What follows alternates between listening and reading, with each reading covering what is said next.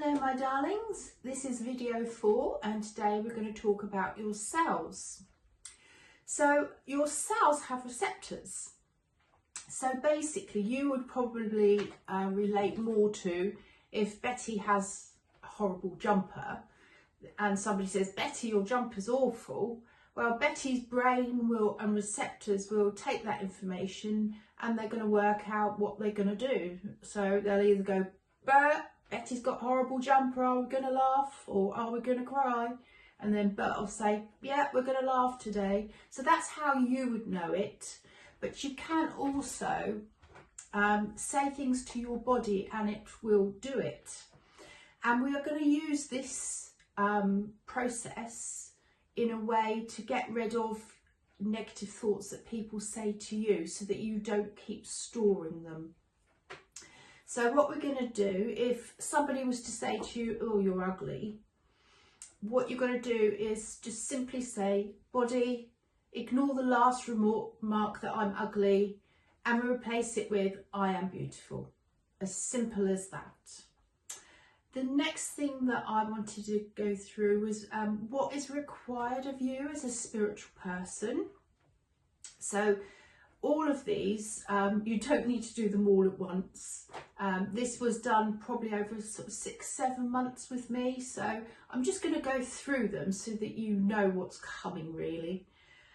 So the first one is be kind. Be kind to everybody. Now, obviously I've been through a lot, so I could be a bit spicy, let's just say. So what I had to do was split myself into the spiritual and the human side again. So as a human side, if somebody said something that I thought was a bit mean or whatever, I would come back straight with a comment. So what I had to do is go over to my spiritual side, really think about that comment and then how I was going to answer it, but in a spiritual way, not a human way. And I would process it and then just answer it with something nice or just smile, you know, as if to say, so what? But yeah, always look at your words and think about how your actions will have an impact on somebody else. So that's one of the most important ones really. So you're going to have lots of tests, really lots of tests. One of mine was I had a friend and I was being told that she's smiling to my face, but she's not saying nice things about me behind my back. So this friend had done something to me previously over money, of course. But because I was into spirituality, I decided to be spiritual and forgive. And then I got sort of a few comments and digs. And then she did something else and they were like, get rid of this person, get rid of this person. But I was more like, oh, I've got to be spiritual. I've got to forgive them. I've got to forgive them. But anyway, they kept on so much, you know, to get rid of her. I did that. I said to her, we can't be friends anymore.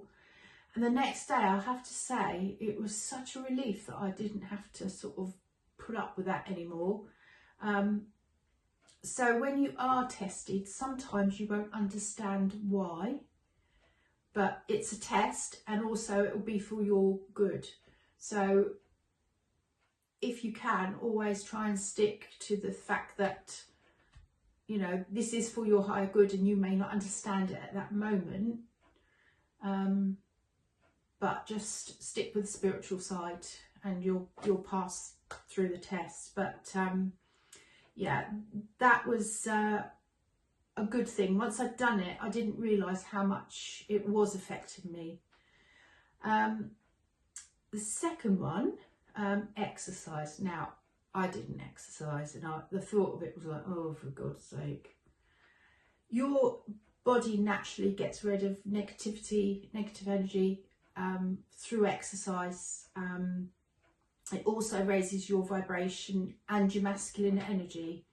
So now I just do an hour 3 times a week, and to be honest, I just get up and do it now. It's not any problem at all. I've lost 2 stones so far. So yeah, especially if you're struggling mentally, exercise, really good, really good. Food, now I couldn't diet, I can't diet. So what they want you to do is to eat food that nourishes your body. And we all know that we should do it, but there's just too much out there. And yeah, if someone said I'd be starving half an hour later if I have to go on a diet, and yeah, I have to make myself eat in the evenings because I've forgotten to eat all day. But so the best thing to do was what I did, because I had a sweet tooth. I would get say an apple or an orange, and then just sort of say to myself, you know, what's the better, the cake or the apple or the orange? Well, it's the apple or the orange. So I had that. And then eventually I just ate fruit, and then I just came off fruit as well. And then your taste buds will just change, so you won't crave it. So I don't crave sugar anymore. And I used to be climbing the walls for chocolate, and I expect loads of you will relate to that. The next thing I would say to you is learn Reiki. Well, obviously I've had a lot of health issues. So anybody out there, this is not a spiritual thing you'll need to do, but anybody out there that has illnesses, I would recommend learning Reiki. It's about £20 to do it online. It's a quick course, and it's so good. It is so good for your health. And that has been a major thing in helping me get through, you know, 2 strokes, heart attack, losing my legs, everything. So if that helps anybody, I would say to them to learn that. Make notes of your stories. I had so many oh my god moments, I can't believe that, and I didn't write them down. So I would say to you, write them down, get yourself a nice little book and put them all on.